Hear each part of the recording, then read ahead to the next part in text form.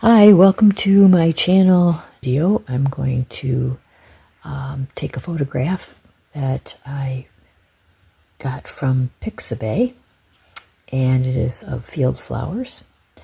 And you can see I did a little drawing just with graphite pencil on a small 4x4 canvas that I had already gessoed and put a very light blue acrylic paint over. So now I'm using some orange. This is a Liquitex acrylic orange. And I had mixed some white in that so that this bottom layer looks a little peach at this point.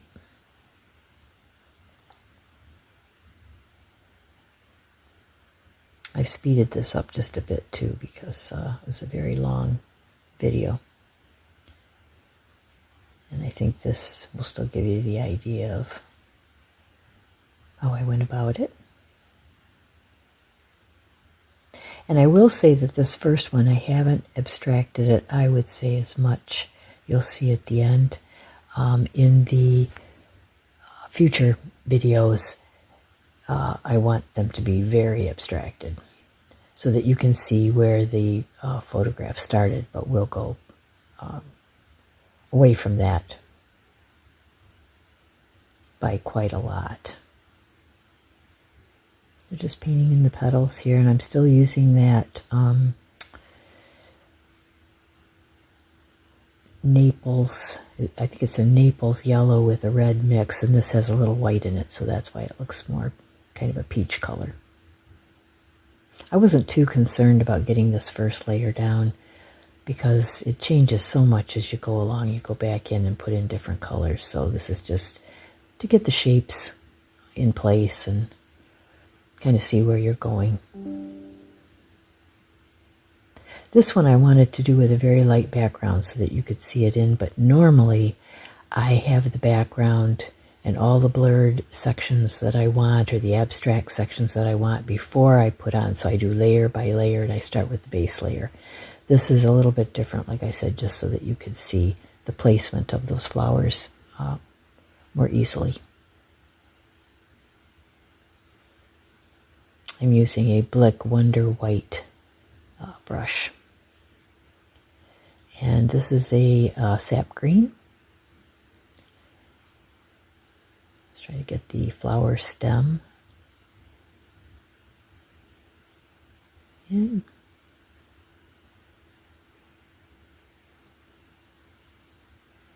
And as I said, this seems like a very dark green at this point, just so that you can see a little bit more easily what I'm doing and how they look to each other. You know, is the composition right, is what I'm seeing at this point, or trying to get a feel of anyway. Okay.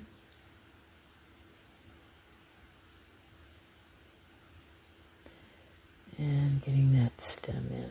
Good. Okay.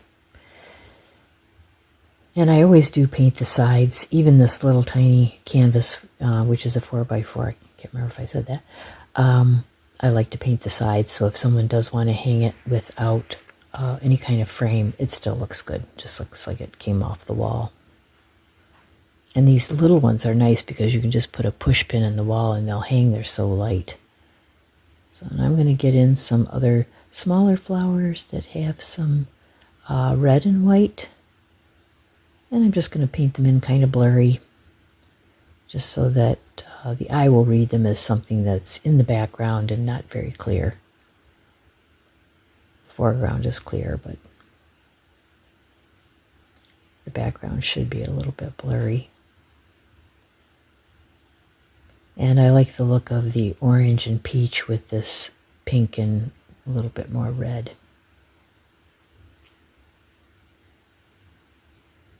And I try to move the different colors of paint that are the same around the canvas so that you wouldn't just have pink or red in one corner and then the rest of the canvas you wouldn't see any of that shade. So it's a good way to work when you start out. Just start moving those pieces around. Now in this case I didn't clear my brush, so it's still got some of the pink in it, which is fine.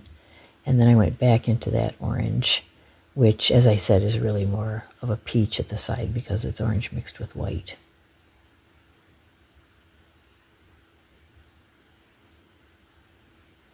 So these are starting to look more in that same tonal value as the little blurry flowers that I put in. This is, I just added some white, some titanium white right at the top.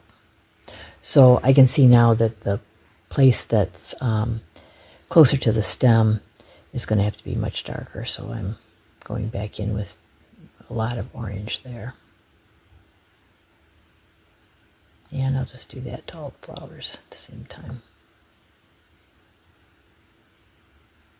I'm so used to turning the canvas all around for these small ones. The ones on the easel I even turn, but less frequently. But these small ones and watercolors, so that I'm not putting my hand in a watercolor, acrylics is a little bit more forgiving with that. I turn the canvas frequently, or the paper if that's what I'm working on, but this is a little canvas.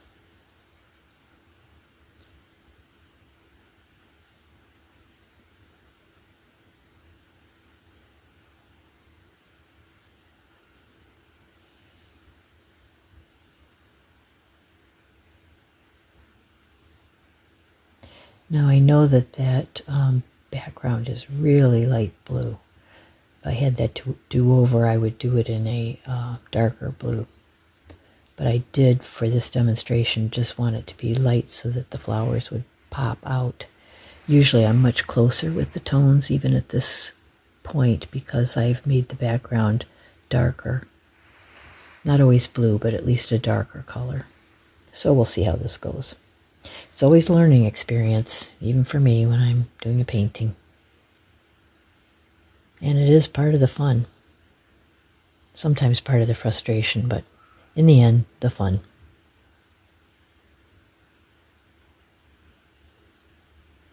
And I'm not using that much water at this point, and I'm not using any medium with this. Just using the paints straight out of the jars or mixed very little with another color.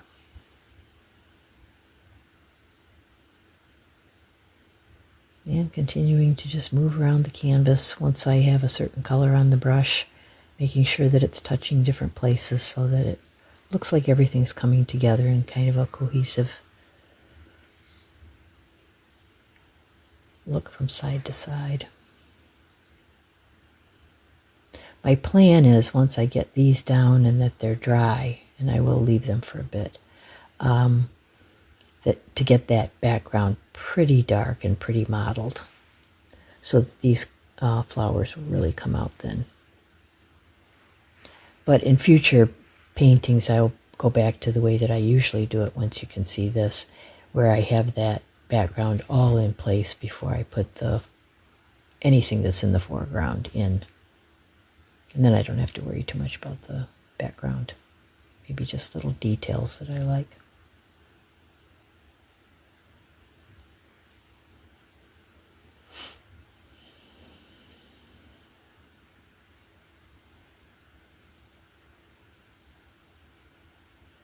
And there isn't much texture with this. You saw a little bit there where I just painted that out. This is pretty flat.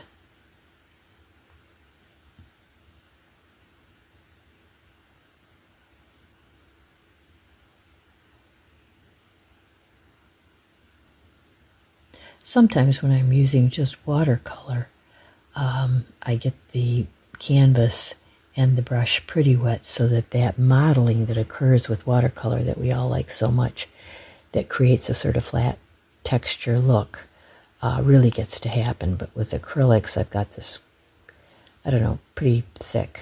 This is a blue violet.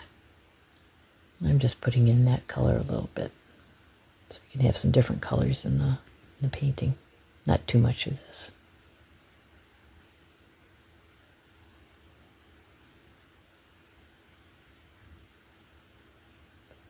And that is that background blue. Just touching up some little areas there. It's funny when you go back in and you put down some colors that, like, from a background, and I know that not much of that color is going to survive, because I do want that really dark plant look in the back. So there'll be very blurry flowers and stems and leaves. You can see I'm getting to that point now here by putting in little circles of green. But still, there's going to be some areas that won't have that, and you want to have that blue coming through, so you're never sure where that's going to be. So when I see a blank spot, I just paint it in. Even if I paint over it, that's fine. And I'm thinking now while I'm doing this too, how I'm defining the flowers. I don't want to go over the places, like getting in where those stems are and getting that taken care of. And this is really the most fun part of the painting, because you're really putting in the details and trying to get the background to look the way that you want it to look.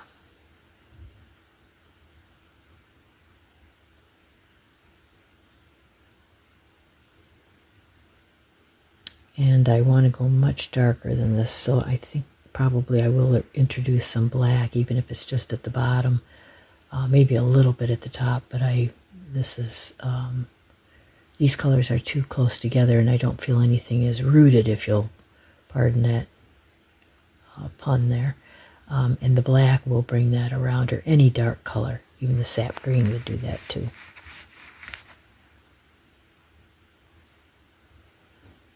I'm doing a little scrubbing with my finger, just to kind of blur those different places in. And as I said, this is going to be just a little bit abstracted. It's not going to be that much different from the original painting, just a little bit. But I thought you're going to see I wanted to have that situation. Then that way, when we go really far afield with other later videos, you'll see sort of the progression of that, how that happens.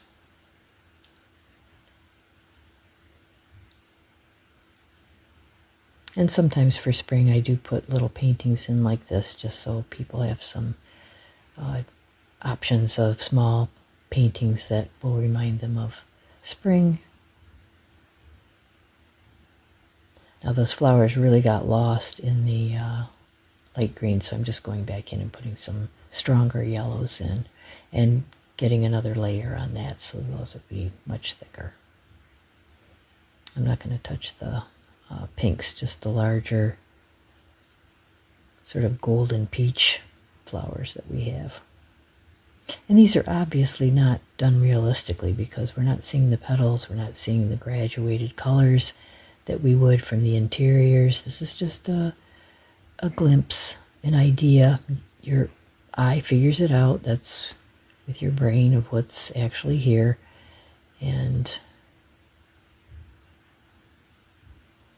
just get those other little pieces in.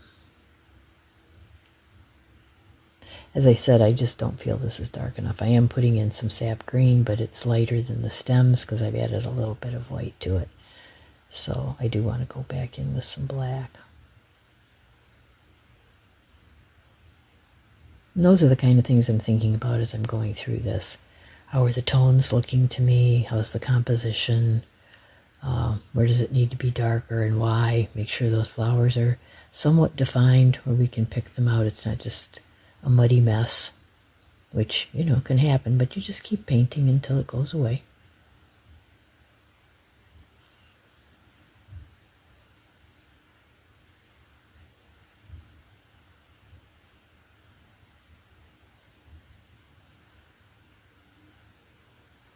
And just getting a little bit more pink on those flowers because I was losing those middle flowers.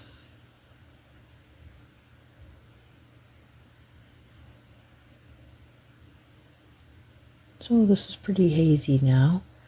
I'm just adding some little points of color.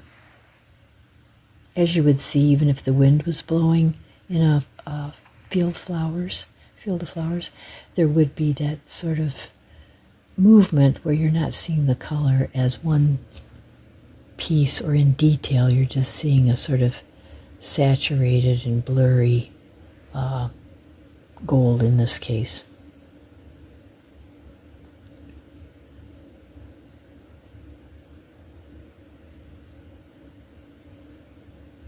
It's interesting looking at it here. I'm doing a voiceover, obviously. When I was painting it, and then I was looking at it under the light, and I have a pretty bright light right on the other side of my table here. These colors look much more intense than they're coming out here. But once again, at least you're getting the idea of the composition and the placement of where I have the flowers.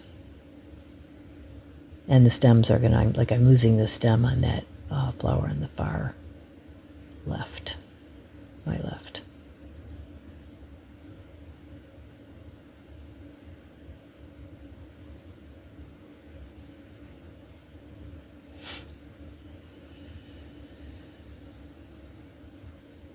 And we still have the sides, you can see, are that light blue from the original, so I do want to get those worked into the painting as well. And that will start to happen when I add the black to the bottom.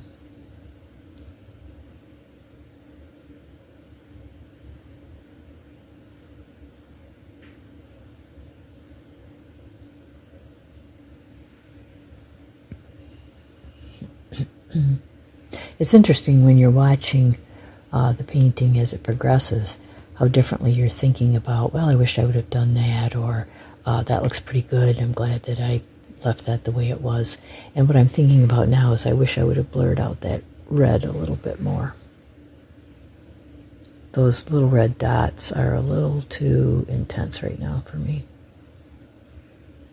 And putting in the patches of blue so that you can see the sky through it a little bit. That was that background color that we've sort of lost.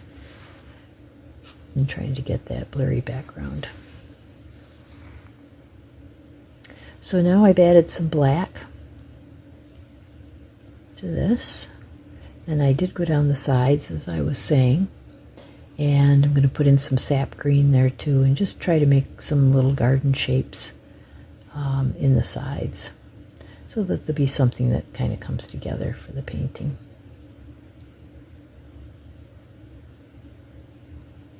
I'm putting in more sap green here, going in next to the stem of that flower that's at the bottom that drifts onto the corner around the side of that.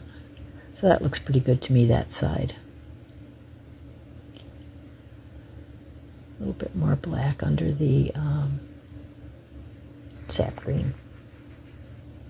And for me, this black just really has grounded the painting. It was just a little too light, and you know, I wanted to have those different values there. So that's helped me with this painting. I was thinking it might be a fun idea to take the same picture that I used from Pixabay here and do it in the way that I was saying that I usually do a painting, which is get all the background in first and then put the flowers on top, and see how different that painting looks to this one. So maybe in an upcoming video. Okay, so we're getting near the end here. I think this is a good first attempt. Gives you an idea of how I think about putting the pieces on and just sort of getting them in place, and how I think about the composition. This little center flower that I was just working on in the Pixabay photograph is pretty light yellow. That's why I was sort of hitting that with the light yellow.